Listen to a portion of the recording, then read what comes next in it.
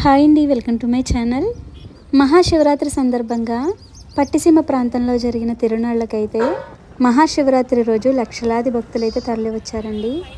ఎంతో ప్రసిద్ధి చెందిన ఈ పట్టిసీమ ప్రాంతం చిన్న లంక మాదిరి ప్రదేశంలో శ్రీ వీరభద్రస్వామి దేవస్థానం ప్రకృతితో సుందరంగా ఉంటుంది.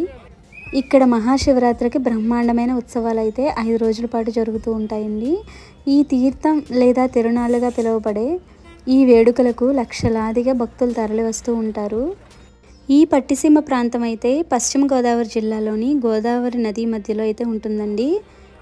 ఎంతో ప్రసిద్ధి చెందిన ఈ పట్టిసీమ ప్రాంతానికి వెళ్ళాలంటే రాజమండ్రిలోని కోరుకొండ దగ్గరలో ఉండే బూరుగుపూడి విమానాశ్రయం ఇక్కడి సమీపంలోనే ఉంటుంది. ఈ క్షేత్రం రాజమండ్రి నుండి దాదాపు 30 కిలోమీటర్ల దూరంలో అయితే ఉంటుందండి.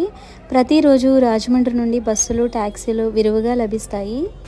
ప్రకృతి ప్రేమికుల కొరకైతే వివిధ ఆఫీసుల ద్వారా గోదావరిపై లాంచీల ద్వారా, స్పీడ్ బోట్ల ద్వారా చేరుకుని వీలైతే ఉంటుంది. రాజమండ్రి నుండి మరొక సర్వీసు పాపికొండల టూరు.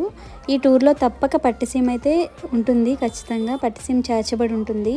కానీ ఇందుకు గోదావరిలో నీరు మాత్రం సరిపడా నిల్వ ఉండాలి. ట్రైన్కి వచ్చేవారు రాజమండ్రి స్టేషన్ లేదా నిడదవోలు స్టేషన్లో అయితే ట్రైన్ దిగాలి. అక్కడ నుండి మనకు బస్సులు అలాగే ట్యాక్సీలు మనకు అందుబాటులో ఉంటాయి. ఎప్పుడు కూడా పోలవరం వెళ్ళే బస్సులు మనకి పట్టిసీమ మీదుగా వెళ్తాయి అన్నమాట. కొవ్వూరు రైల్వే స్టేషన్ నుంచి కూడా వెళ్ళవచ్చు, కానీ అక్కడ మనకి తగినన్ని ట్రైన్సే ఆపుతారు. కొవ్వూరు రైల్వే స్టేషన్లో అన్ని ట్రైన్స్ ఆపరు కాబట్టి నిడదవోలు అలాగే రాజమండ్రి స్టేషన్లో దిగిపోవడం మంచిది. అలాగే బైక్ మీద వెళ్ళేవారు మాత్రం కొవ్వూరు నుండి గోదావరి గట్టు మీదుగా ఇక్కడికి చేరుకోవచ్చు. గోదావరి మధ్యలో అలాగే మనకి వెళ్ళడానికి ఇలా మార్గం అయితే వాళ్ళు ఏర్పాటు చేస్తారండి. ఇది అప్పటికప్పుడు వేసిన మార్గం.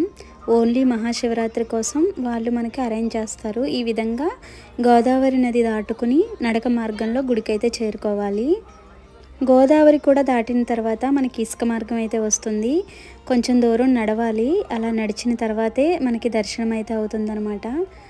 కానీ అలా గోదావరి నది మధ్యలో ఇసుక మార్గంలో నడుచుకుని వెళ్ళడం, అలాగే దేవుని దర్శించుకోవడం ఒక మంచి అనుభూతి. అది కూడా మహాశివరాత్రి రోజు మనకి దర్శనం కలగడం అనేది ఒక అదృష్టంగా భావించాలి. బాగా వర్షాకాలం అలాగే ఎక్కువగా వరదలు వచ్చే టైంలో మాత్రం గుడి అసలు ఓపెన్ చేయరండి. ఎప్పుడైనా వర్షాలు ఎక్కువగా ఉన్నప్పుడు, ఫ్లోటింగ్ ఎక్కువగా ఉన్నప్పుడు కూడా గుడికి దర్శనానికి కూడా మనకి అందుబాటులో ఉండదన్నమాట. గుడి కూడా సగం వరకు నీళ్ళలోనే ఉంటుందని అంటూ ఉంటారు. ఓన్లీ పంతులు గారు మాత్రం వెళ్ళి వచ్చేస్తూ ఉంటారు. ఇంత గొప్ప క్షేత్రమైన ఈ క్షేత్రం గురించి కొన్ని విషయాలు అయితే తెలుసుకుందామండి. అసలు ఇక్కడ ఈ శివయ్య ఎలా వెలిసారనేది ఒక పెద్ద చరిత్రే ఉంది. పూర్వం దక్ష ప్రజాపతి తాను చేస్తున్న యజ్ఞానికి తన అల్లుడైన శివుడికి ఆహ్వానించకుండా అవమానపరుస్తాడు. ఆ విషయమై తండ్రిని నిలదీసిన సతీదేవి తిరిగి శివుడి దగ్గరికి వెళ్ళలేక అగ్నికి తన శరీరాన్ని ఆహుతి చేస్తుంది. దాంతో ఉగ్రుడైన రుద్రుడు వీరభద్రుడిని సృష్టించి దక్షుడి తల నరకమని ఆజ్ఞాపిస్తాడు. శివుడి ఆదేశం మేరకు దక్షుడి యజ్ఞవాటికపై వీరభద్రుడు విరుచుకుపడతాడు. తన ఆయుధమైన పట్టసం అంటే పొడవైన వంకీ కత్తితో దక్షుడి తల నరికి దానిని గోదావరిలో కడుగుతాడు. ఈ కారణంగానే ఈ ప్రాంతాన్ని పట్టసమని, పట్టిసీమని, పట్టసాచల క్షేత్రమని పిలుస్తూ ఉంటారు.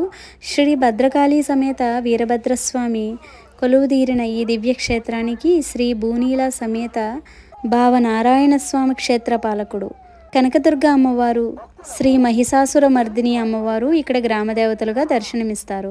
ఇక అనిస్త్రీ, పునిస్త్రీ అనే దేవతలు సంతానాన్ని ప్రసాదించే దేవతలుగా ఇక్కడ పూజలు అందుకుంటూ ఉంటారు. వీరభద్ర భద్రకాళీ స్వరూప భీకర రేద్ర నాట్యాన్ని ఆపడానికి దేవతల కోరిక మీద అక్కడికి వచ్చిన అగస్త్య మహర్షి వీరభద్రుడిని వెనక నుండి గట్టిగా పట్టుకున్నాడు. అప్పుడు వీరభద్రుడి ఆవేశం చల్లారి లింగ రూపంలో దేవకూట పర్వతం మీద ఇక్కడ వెలసిన వీరభద్రుడిని ఆవేశం చల్లారి లింగ రూపంలో దేవకూట పర్వతం మీద భద్రకాళీమాతతో వెలిశారు. ఇక్కడ వెలిసిన వీరభద్రుడిని వీరేశ్వరుడిగా ఆరాధించి భద్రకాళితో స్వామి వివాహం జరిపించారు.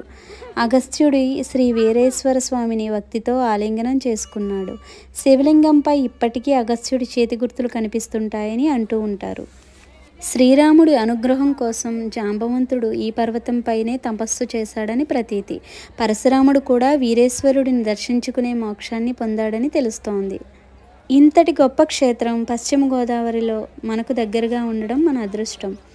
అలాగే మహాశివరాత్రి రోజు చాలామంది భక్తులు అక్కడే ఉండిపోయి రాత్రి కూడా మనకి దర్శనం కలుగుతుంది. కాబట్టి అసలు శివరాత్రి రోజు రాత్రి కూడా మనకి ఖాళీ ఉండదు, వస్తూనే ఉంటారనమాట భక్తులు కూడా.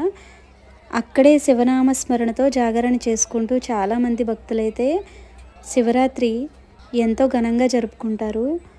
ఇంత గొప్ప క్షేత్రాన్ని మీరు కూడా ఖచ్చితంగా దర్శించుకోండి, ఆ శివుడి అనుగ్రహం పొందండి. ఈ వీడియో కనుక మీకు నచ్చితే లైక్ చేయండి, షేర్ చేయండి. కొత్తగా చూసేవాళ్ళైతే నా ఛానల్ని సబ్స్క్రైబ్ చేసుకోండి. Thanks for watching.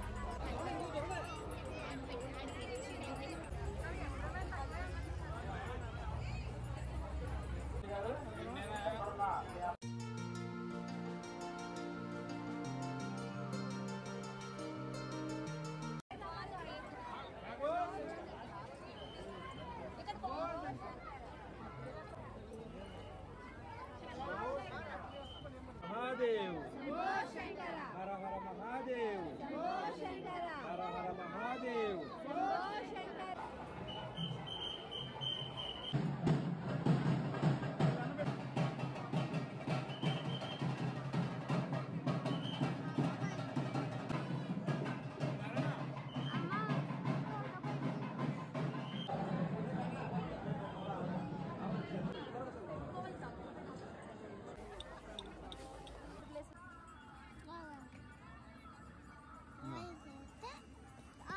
ఇంకా ఎలా గీయాలి?